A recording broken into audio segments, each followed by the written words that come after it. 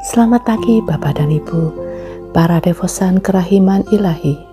Bacaan hari ini dari buku harian Santa Faustina, nomor 55 sampai dengan 57. Pada tahun 1933, nasihat rohani yang diberikan kepadaku oleh Pastor Andras SC. Yang pertama, suster tidak boleh menghindar dari inspirasi batin ini, tetapi katakanlah selalu semua itu kepada Bapak pengakuanmu. Kalau suster yakin bahwa inspirasi batin itu tidak hanya berkaitan dengan dirimu sendiri, artinya semua itu bermanfaat untuk jiwamu dan untuk jiwa-jiwa lain. Aku mendesak suster untuk mengikutinya. Suster tidak boleh mengabaikannya, tetapi selalu melakukannya dengan berkonsultasi dengan Bapak pengakuanmu. Yang kedua, kalau inspirasi batin itu tidak selaras dengan iman dan semangat gereja, harus langsung ditolak sebagai sesuatu yang datang dari roh jahat. Yang ketiga, kalau inspirasi itu tidak berkaitan dengan jiwa-jiwa pada umumnya, atau tidak sungguh bermanfaat bagi mereka, suster hendaknya tidak menanggapinya terlalu serius, dan kiranya akan lebih baik untuk mengabaikannya. Tetapi hendaknya suster tidak mengambil keputusan seorang diri, sebab dengan mudah akan tersesat meskipun rahmat-rahmat ilahi yang besar. Rendah hatilah, dan sekali lagi, rendah hatilah, karena manusia tidak dapat berbuat suatu pun dari dirinya sendiri. Segala sesuatu itu murni karena rahmat Allah.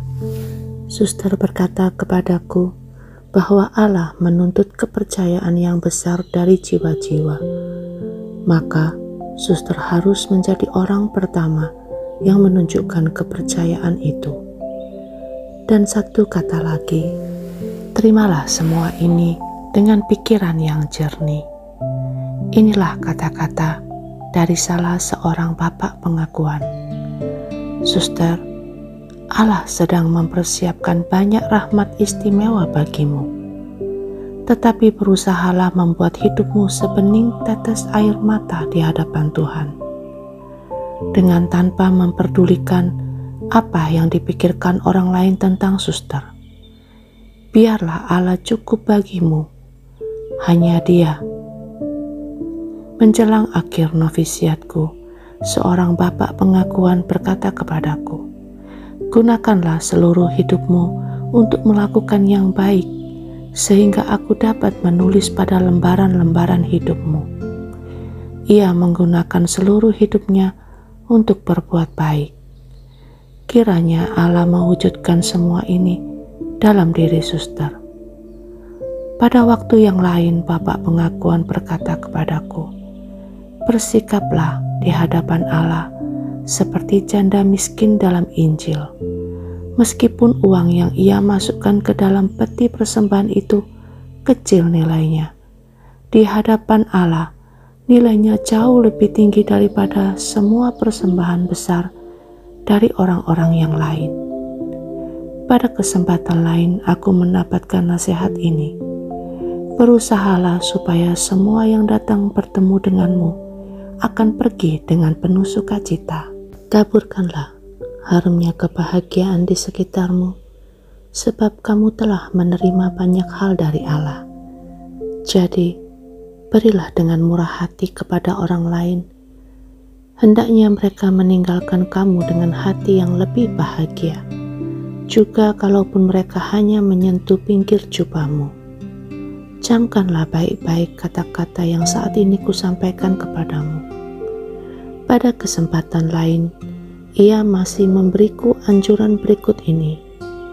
Biarlah Allah mendorong perahumu ke tempat yang dalam, menuju lubuk kehidupan batin yang tak terselami. Inilah beberapa kata dari suatu percakapan yang aku adakan dengan mudar pembimbing menjelang akhir masa novisiatku. Suster, Biarlah kesederhanaan dan kerendahan hati menjadi ciri khas jiwamu. Jalanilah hidupmu bagaikan seorang anak kecil yang selalu percaya, selalu polos dan rendah hati, puas dengan segala sesuatu, ceria dalam segala situasi. Sementara orang lain diliputi ketakutan, suster akan melangkah dengan tenang, berkat kesederhanaan dan kerendahan hati.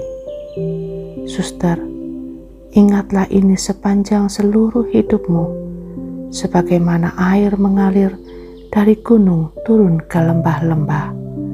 Demikian juga rahmat Allah mengalir hanya ke dalam jiwa-jiwa yang rendah hati. Ya Allahku, aku sungguh paham bahwa Engkau menuntut sikap kanak-kanak rohani ini dariku, sebab lewat wakil-wakilmu, Engkau terus-menerus memintanya dariku. Pada awal kehidupan religiusku, penderitaan dan kesengsaraan membuat aku takut dan berkecil hati. Maka aku mohon terus-menerus, memohon kepada Yesus untuk menguatkan diriku dan memberikan kekuatan Roh Kudus-Nya, supaya aku dapat melaksanakan kehendak kudus-Nya dalam segala hal, sebab sejak semula aku telah menyadari kerapuhanku. Aku tahu dengan baik seperti apa diriku, sebab untuk maksud inilah Yesus telah membuka mata jiwaku. Aku ini jurang kepapahan, dan berkat itu aku memahami bahwa apapun yang baik yang ada dalam jiwaku, itu hanya karena rahmat-Nya yang kudus. Pada saat yang sama, kesadaran akan kepapahan pribadiku membuat aku menyadari besarnya kerahiman-Mu. Dalam kehidupan batinku, dengan mata yang satu, aku memandang jurang kepapaan dan kehinaanku, sedangkan dengan mata yang lain, aku memandang dalamnya kerahiman-Mu ya Allah. Oh Yesusku, Engkaulah kehidupanku. Engkau tahu dengan baik bahwa yang aku dambakan tidak lain adalah kemuliaan nama-Mu, dan supaya jiwa-jiwa yang datang untuk mengenal kebaikan-Mu. Oh Yesus, mengapa jiwa-jiwa menghindari Engkau? Aku tidak mengerti.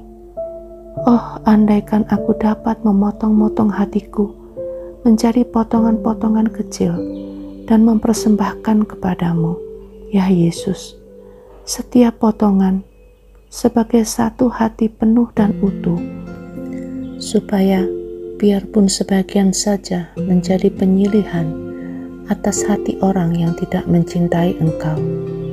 Yesus, aku mencintai Engkau dengan setiap tetes darahku, dan aku ingin dengan senang hati mencurahkan darahku demi Engkau, untuk memberikan kepadamu suatu bukti dari kesungguhan cintaku. Oh Allah, semakin baik aku memahami Engkau, semakin kurang rasanya aku mengenal Engkau. Tetapi ketidaktahuan ini memungkinkan aku menyadari betapa agunglah Engkau.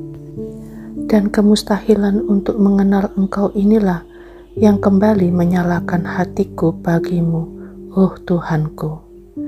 Sejak saat Engkau membiarkan aku menambatkan mata jiwaku kepadamu, oh Yesus, aku telah menikmati ketenangan dan tidak menginginkan sesuatu lain apapun. Aku menyadari nasibku pada saat jiwaku kehilangan dirinya di dalam Engkau, satu-satunya sasaran cintaku.